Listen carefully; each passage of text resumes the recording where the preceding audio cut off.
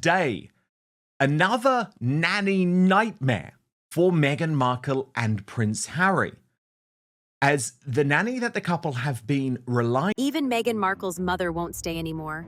Doria Ragland, the one person who stood by Meghan through everything, has quietly stepped back from the Sussex household. The latest nanny just transformed herself into a house manager to escape childcare duties. 3 nannies gone in 6 weeks. Staff fleeing in tears. A household so toxic that employees accept demotions just to avoid direct contact with the Duchess. I first revealed in The Sun that Meghan Markle and Prince Harry had got through 3 nannies in just 6 weeks. And that's because working for this couple... This isn't about difficult employers or high standards.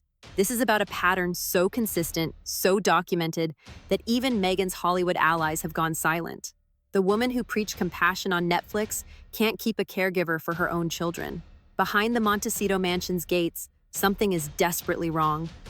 They say that in this ad, Meghan mentions that they have had a full-time nanny for 5 years that's had a baby and wants to spend more time with the baby. The numbers tell a story Meghan can't spin away. Since Archie's birth in 2019, the Sussex household has hemorrhaged staff at an unprecedented rate. 3 nannies in 6 weeks wasn't the exception. It was the beginning of a pattern that would define their California life. Some caregivers lasted days, others managed months. None stayed long enough to see a second Christmas. Meghan's assistants, these are 2 separate auditions, interviews, but auditions. Then auditions for, you'll understand why in a second. Then you sign an NDA, which grants you access to Harry and Meghan. So this is the third. The latest departure wasn't even a departure. It was a negotiated surrender. The longtime nanny didn't quit. She repositioned herself as house manager, trading the intimacy of childcare for scheduling and logistics. Sources describe it as a survival tactic. Better to plan dinner parties than endure another day under Meghan's direct supervision. When employees choose demotion over proximity, the problem isn't the job, it's the boss. But the most telling exodus wasn't paid staff, it was family. The agency has specifically been instructed to hide Harry and Meghan's identity from the applicant, but does not do that because of Meghan's reputation. So they whisper to the nanny, guess who you're about to meet? You know, Doria Ragland had been Meghan's constant. Through the wedding, through Archie's birth, through the Oprah interview, she was there. The yoga instructor from Los Angeles who'd raised Meghan alone had become grandmother, advisor, and daily presence in Montecito, until she wasn't. Sources say even Doria couldn't withstand the household chaos. The woman who'd weathered every storm in Meghan's life finally found one she couldn't endure. Working with Meghan because of her reputation. So the nanny has to pretend that she is surprised when she meets Harry and Meghan. She has to go, The hiring process itself had become theater of the absurd. Agencies were instructed to hide the Sussex identity from applicants. Nannies would arrive for interviews not knowing who they'd be working for. Then came what sources called auditions, rather than interviews. Multiple rounds of screening where Meghan would observe candidates with the children, studying every interaction, noting every gesture. The successful candidate would sign extensive NDAs before learning they'd be caring for Prince Harry's children. She was talking to, because the agency has been instructed not to tell the person that it's Harry and Meghan that they're potentially meeting with. Angela Levin, they're on the lookout for a new nanny. What's gone on here? But agencies had started warning applicants anyway, whispered admissions about who they'd really be meeting. Not from kindness, but from liability. They couldn't afford to place someone who'd quit within weeks. Meghan's reputation had become so toxic that placement agencies were sabotaging their own confidentiality agreements rather than risk another failed placement. I have to say that. And I think she didn't really know what she wanted. She wanted someone basically who could get the child to sleep very well at night. But, you know, if you do that, the nanny... The palace precedent should have been a warning. During Meghan's time as a working royal, multiple staff members had filed complaints. The bullying allegations that Meghan dismissed as smears were documented by people who'd worked in the palace for decades. People who'd served the Queen without complaint suddenly found themselves in tears. The location changed from London to California. The accusations remained identical. And I think that it's actually that although she hates the Mail, absolutely hates the Mail, that's her way of getting there and getting what she once said published. There she is, right at the top. And I think that's really, really. One former palace aide's account was particularly damning. They described Meghan's management style as psychological warfare, constant criticism disguised as perfectionism, public humiliation framed as teaching moments, demands that shifted hourly, making success impossible. The aide, who'd worked for royals for 15 years, lasted 6 months with Meghan. They said those 6 months felt like 6 years. The California staff were experiencing the same treatment, just without palace HR to document it. NDAs prevented them from speaking publicly, but their departures spoke volumes. When professional childcare workers, people trained to handle difficult situations, consistently flee the same household, the problem isn't personality conflicts, it's pathology. Inside the Montecito mansion, sources paint a picture of suffocating control. Every detail managed, every interaction scripted, every moment monitored. Meghan reportedly had specific requirements for how staff should speak to the children, exact phrases to use, tones to employ, even facial expressions were coached. Deviation brought immediate correction. Repeated deviation brought termination. The children themselves were caught in this web of control. Archie and Lilibet weren't just being raised, they were being produced. Every public appearance carefully orchestrated, every photograph meticulously staged, the spontaneous joy of childhood replaced by performance requirements. Nannies reported feeling less like caregivers and more like stage managers in an endless production where Meghan was director, producer, and harsh critic. Harry's role in this dysfunction was equally telling. Staff reported he was often absent during Meghan's most intense episodes. Conveniently scheduled polo matches during staff meetings, urgent calls during confrontations. The prince who'd once led soldiers in combat couldn't face conflict in his own home. His absence wasn't just physical.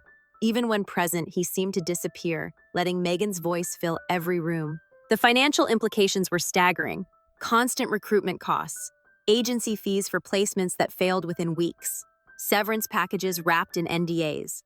The Sussexes were spending hundreds of thousands annually just on staff turnover, money they couldn't afford to waste, given their dwindling income streams.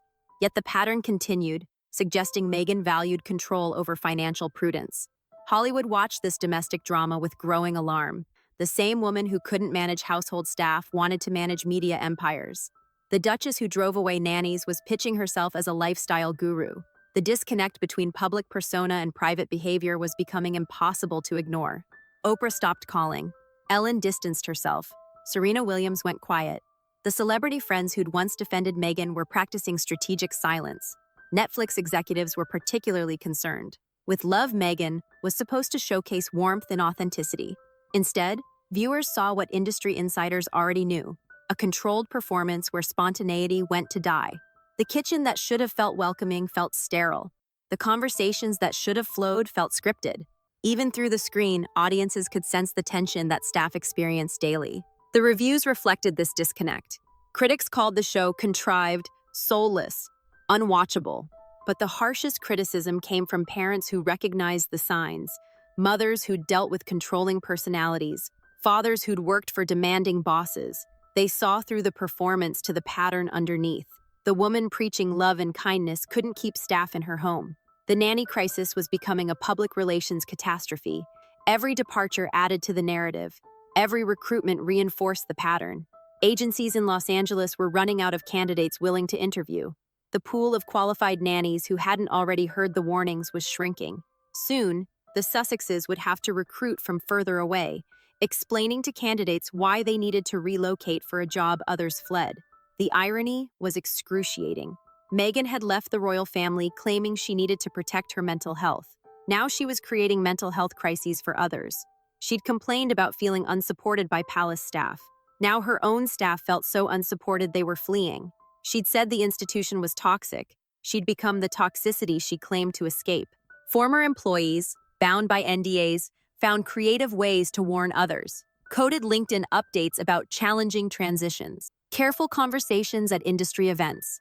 An informal network of Sussex survivors who couldn't speak publicly but wouldn't stay silent privately.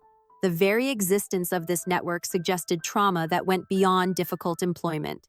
The children were the ultimate victims. Archie and Lilibet were experiencing a revolving door of caregivers during crucial developmental years. Each departure meant another attachment broken, another routine disrupted, another trusted adult disappeared.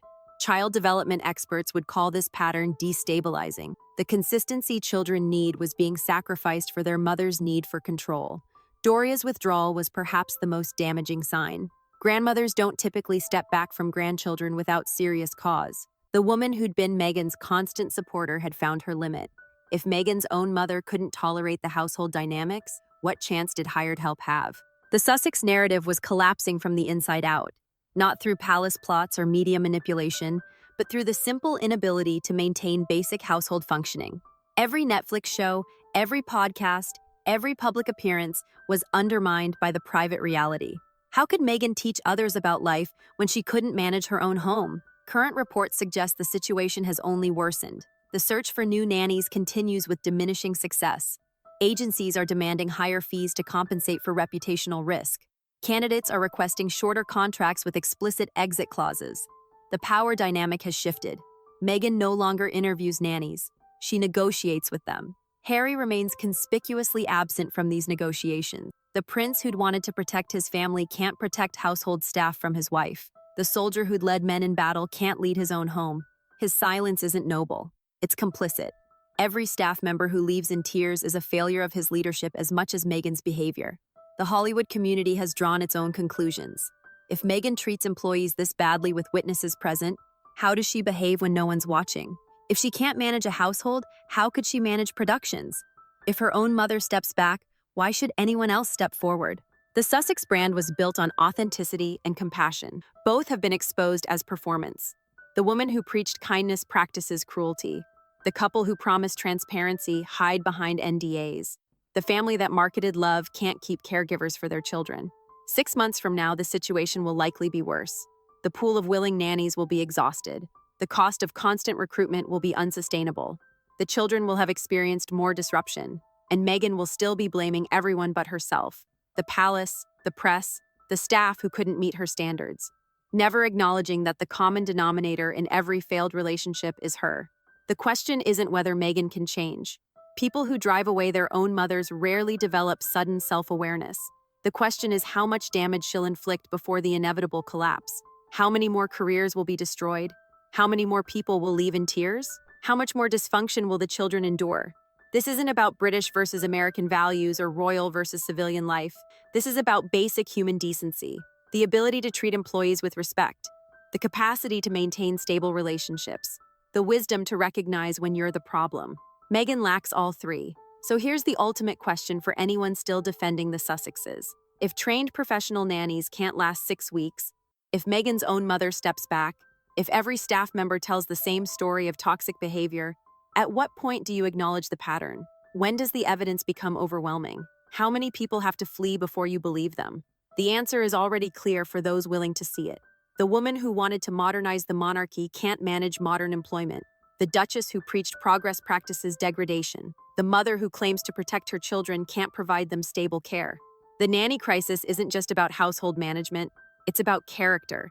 And Meghan Markle's character, stripped of titles and pretense, is exactly what fleeing staff members say it is: toxic, controlling, and ultimately destructive to everyone who gets too close. Even her mother learned that lesson. Eventually, everyone does.